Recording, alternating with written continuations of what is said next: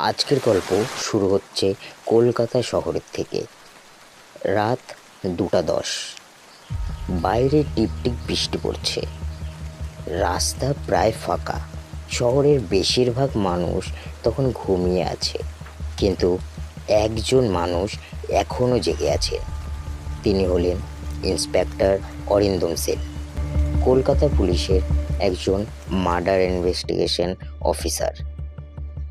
তার একটা অভ্যেস আছে, নতুন কেস আসার আগে তিনি পুরনো কেস ফাইল দেখেন। এই মুহূর্তে তিনি নিজের অফিসে বসে আছেন। টেবিলের ওপর ছড়িয়ে আছে অনেক কাগজ, পাশে রাখা আছে 1 কাপ গরম চা আর একটা পুরনো টেলিফোন। ঠিক তখনই ফোনটা বেজে উঠল।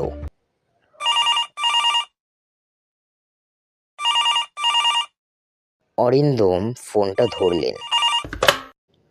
ওপাশ থেকে একজন অফিসার বলল, স্যার, পার্ক স্ট্রিটের একটা বাড়িতে একজন ব্যবসায়ীর লাশ পাওয়া গেছে।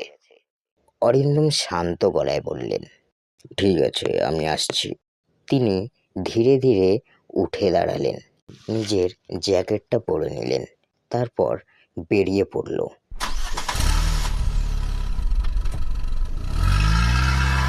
মাত্র 10 মিনিটের মধ্যে তিনি পৌঁছে গেলেন ঘটনাস্থলে। বাড়িটার নাম সেন ভিলা। 3 তলা পুরনো একটা বাড়ি। বাইরে অনেক পুলিশ দাঁড়িয়ে আছে, চারদিকে ব্যারিকেড দেওয়া। বৃষ্টির জল ধীরে ধীরে সিঁড়ি বেয়ে নিচে নামছে। অরিন্দম ভেতরে ঢুকলেন। ঘরে ঢুকেই তিনি থেমে গেলেন। মেঝেতে পড়ে আছে একজন মানুষের দেহ।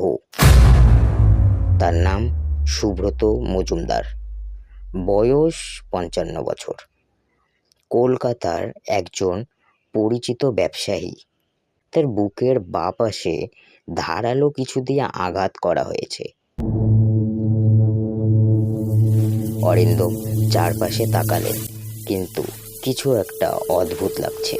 ঘরে কোনো ভাঙচুর নেই, কোনো জিনিস এলোমেলো নেই, যেন খুনি খুব শান্তভাবে কাজটা করেছে। তিনি ধীরে ধীরে সামনে এগিয়ে গেলেন। হঠাৎ চোখ পড়ল দেওয়ালে, লাল কালি দিয়ে লেখা, এটা শুধু শুরু। অরিন্দম কিছুক্ষণ চুপ করে থাকলেন, তারপর মৃতদেহর পাশে বসলেন। দেখলেন মৃত মানুষের ডান হাতে একটা কাগজ ধরা আছে। তিনি কাগজটা খুললেন। সেখানে লেখা আছে K-17। শুধু এইটুকু, আর কিছু না। তিনি কাগজটা নিজের পকেটে রেখে দিলেন। ঠিক তখনই ফরেনসিক টিম এসে বলল, স্যার, মৃত্যু হয়েছে রাত 1টা থেকে 1:20 মধ্যে। অরিন্দম মাথা নাড়লেন, তারপর জিজ্ঞেস করলো, বাড়িতে কারা ছিল? একজন কনস্টেবল বলল, স্যার, 3জন, মধুমিতা মজুমদার, ঋষভ মজুমদার আর দেবাশিস পাল। প্রথমে অরিন্দম মধুমিতার কাছে গেলেন। তিনি জিজ্ঞেস করলেন, আপনি কোথায় ছিলেন? মধুমিতা বললেন, আমি নিজের ঘরে ঘুমোচ্ছিলাম। কিছু শুনেছেন? না।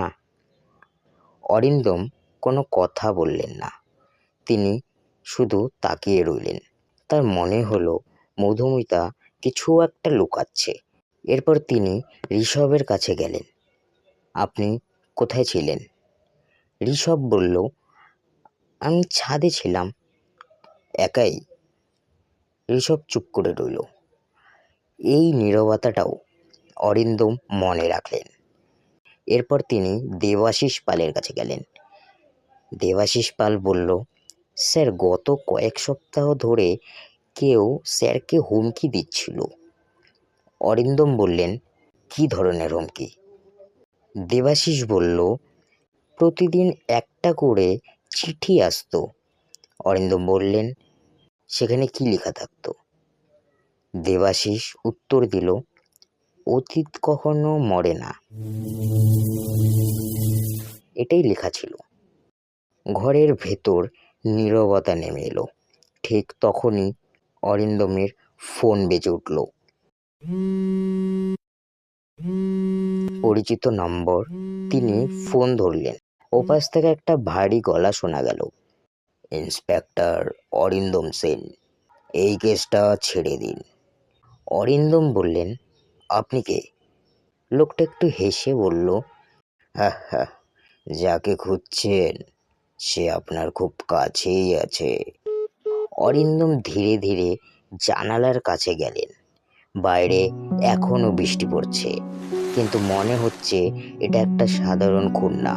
কেউ অনেক আগে থেকেই সব পরিকল্পনা করেছে, আর এই খুন সেই পরিকল্পনার শুরু। তিনি আবার নিজের পকেট থেকে কাগজটা বের করলেন। K-17, এই দুটো অক্ষর, কিন্তু এর মানে কি? এটা কি কোনো মানুষের নাম, নাকি কোনো গোপন কোড? আর দেওয়ালে কেন লেখা ছিল এটা শুধু শুরু? তার মানে কি আরও খুন হতে পারে? অরিন্দম ধীরে ধীরে বললেন, খুনি যতই চালাক হোক, একটা ভুল সে করবেই।